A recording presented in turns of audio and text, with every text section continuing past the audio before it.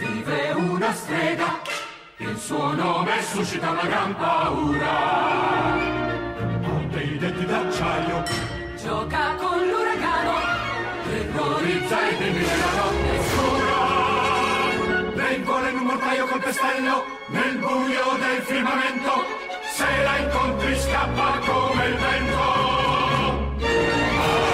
Baba Yaga, Baba Yaga! Baba Yaga! la strega dei boschi di ferro, non ha paura di nessuno. Baba Yaga, Baba Yaga! Baba Yaga! i lupi sono spaventati, i venti affievoliti, tutti i luoghi atterriti, e c'è